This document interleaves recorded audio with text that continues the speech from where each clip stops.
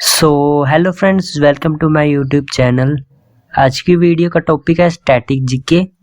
तो हम static GK के कुछ क्वेश्चंस देखने वाले हैं और ये वीडियो का जो है दूसरा पार्ट है। अगर आपने पहला पार्ट नहीं देखा है तो चैनल पे जाके ज़रूर देखें, तो चैनल को सब्सक्राइब करना ना भूलें। तो चलिए शुरू करते हैं आज की वीडियो। तो हमारा पहला क्वेश्चन है, which continent is called the continent dedicated to science. किस महाद्वीप को विज्ञान के लिए समर्पित महाद्वीप कहा जाता है? तो इसका सही उत्तर है Antarctica.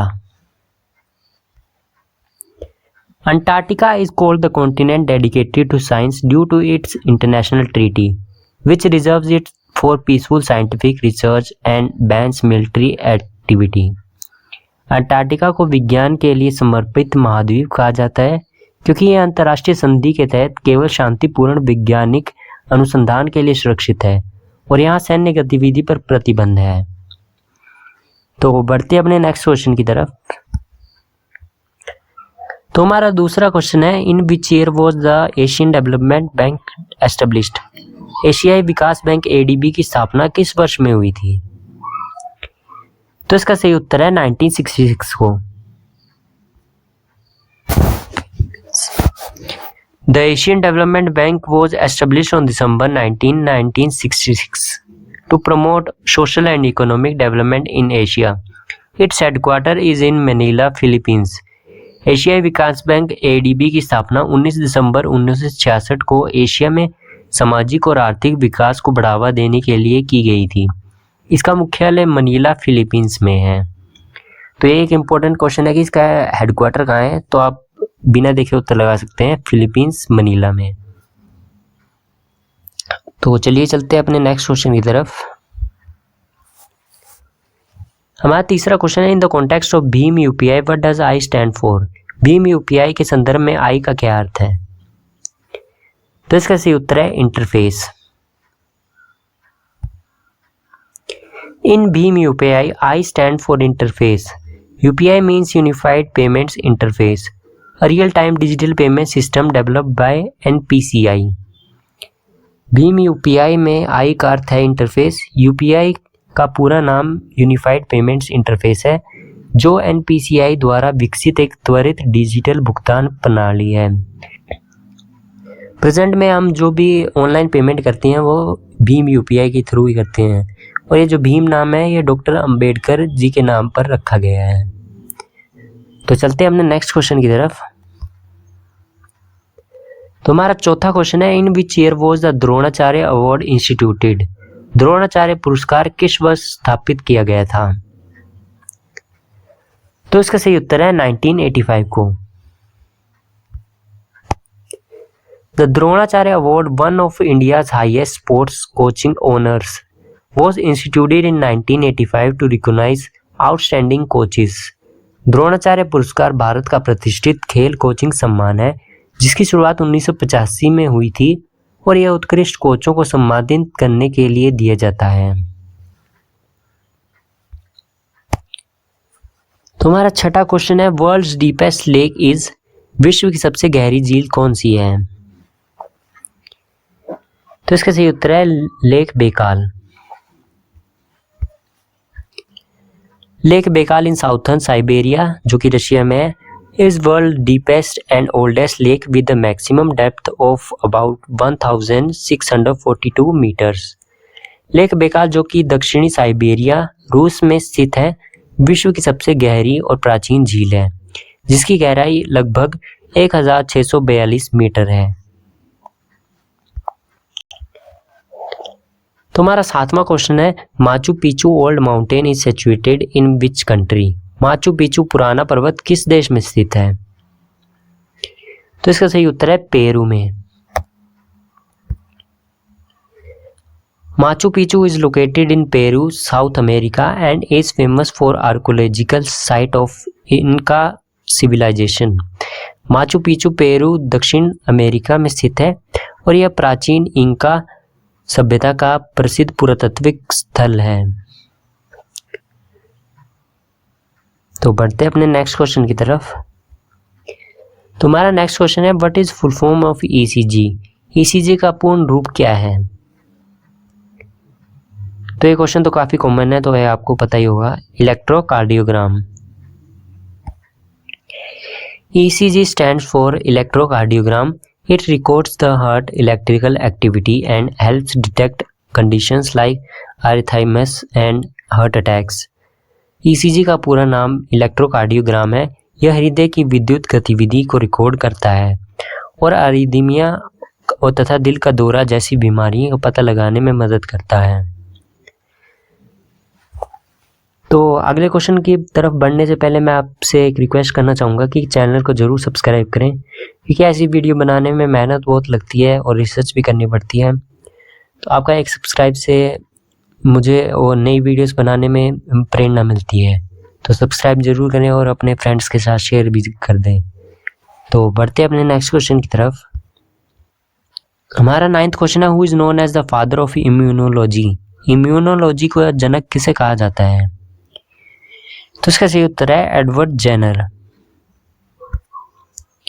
Edward Jenner is called the father of immunology for developing the first smallpox vaccine in 18th century, laying the foundation of immunisation.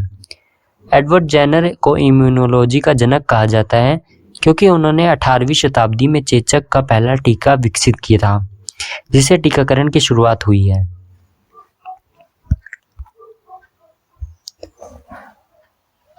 तो हमारा 10वां क्वेश्चन है, where is the rock theme park located. Rock theme park किस राज्य में स्थित है? तो इसका सही उत्तर है ए, केरल में। The rock theme park also called Jatayu earth centre is in Kerala.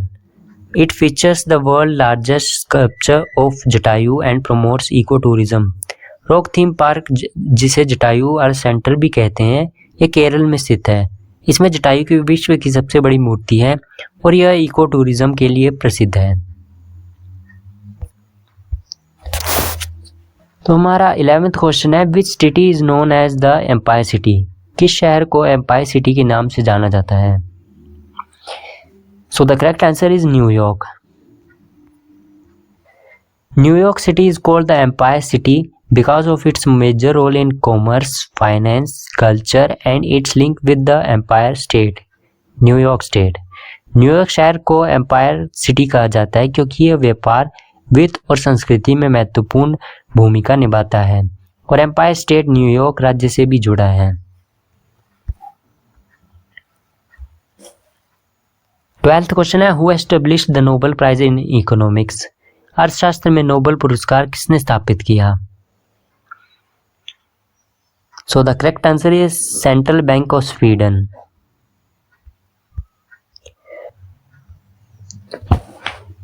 The Nobel prize in economic was established in 1968 by Sweden Central Bank to mark its 300th anniversary. It is awarded in Alfred Nobel's memory. अर्थशास्त्र में Nobel पुरस्कार 1968 में Sweden के केंद्रीय bank द्वारा उसकी 300वीं वर्षगांठ पर शुरू किया गया था। यह अल्फ्रेड नोबेल की स्मृति में दिया जाता है। तो बढ़ते अपने नेक्स्ट क्वेश्चन की तरफ। 13th क्वेश्चन है, the headquarters of world trade organisation is in. विश्व व्यापार संगठन का मुख्यालय कहाँ है? तो इसका सही उत्तर है जिनेवा में। The WTO headquarters is in Geneva, Switzerland. Established in 1995, WTO has 164 members country. WTO का मुख्यालय जिनेवा, स्विट्जरलैंड में है। इसकी स्थापना 1995 में हुई थी और इसके 164 सदस्य देश हैं।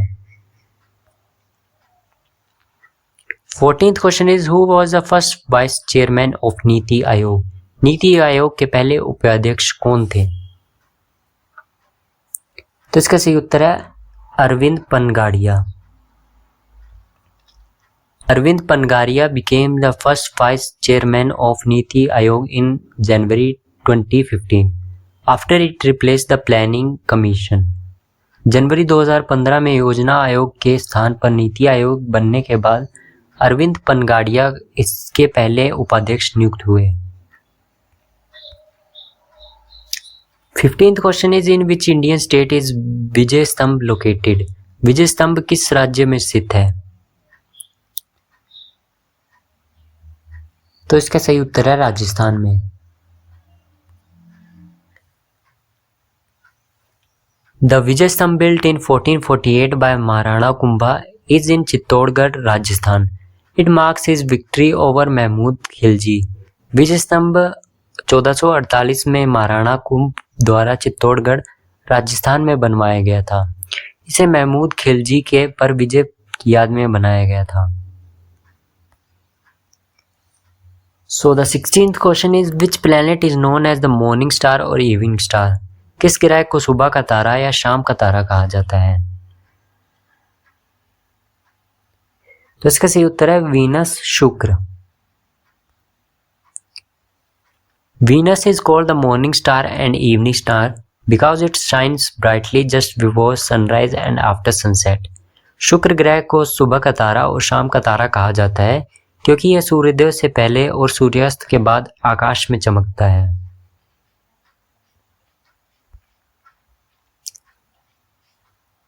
17वां क्वेश्चन है who was the first Indian to win an individual Olympic gold medal?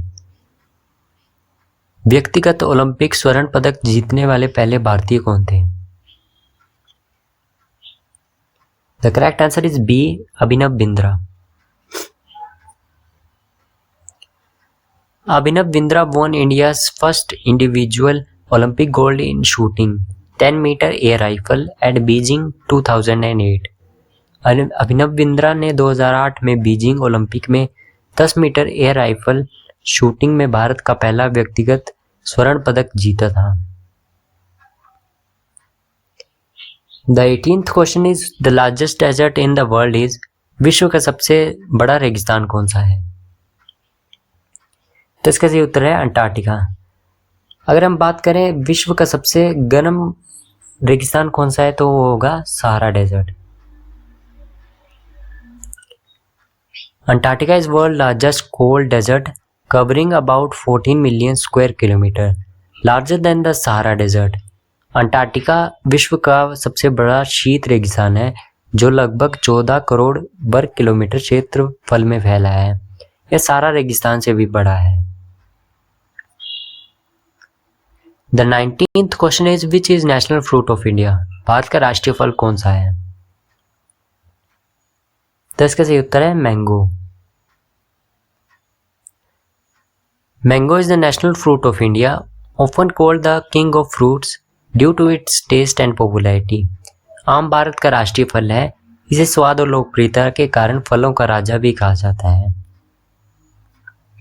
तो so the last question of our video is which is the largest state of India by area? क्षेत्रफल के आधार पर भारत का सबसे बड़ा राज्य कौन सा है? सो the correct answer is Rajasthan. और अगर हम पॉपुलेशन के आधार पर बात करें कि पॉपुलेशन सबसे ज़्यादा कहाँ है तो इसका सही उत्तर होगा उत्तर प्रदेश में. Rajasthan is largest state of India by area covering about 3,42,239 square kilometre. It makes up more than 10% of India's total geographical area. Despite being the largest in size it is not the most populous. Uttar Pradesh hold the record. क्षेत्रफल की दृष्टि से राजस्थान भारत का सबसे बड़ा राज्य है जिसका क्षेत्रफल लगभग 3,42,239 किलोमीटर है. यह भारत के कुल भौगोलिक क्षेत्र का 10% से भी अधिक का हिस्सा है. हालांकि जनसंख्या की दृष्टि से सबसे बड़ा राज्य उत्तर प्रदेश. सो ये थी आज की वीडियो. आई होप आपको पसंद आई होगी. तो चैनल को सब्सक्राइब जरूर करें, वीडियो को लाइक करें और अपने दोस्तों के साथ ज़रूर शेयर करें. और अगर आपको वीडियो में कोई कमी लगती है तो मुझे कमेंट करके ज़रूर बताएं. तो मिलते हैं अगले वीडियो में. तब तक के लिए जय हिंद, जय भारत.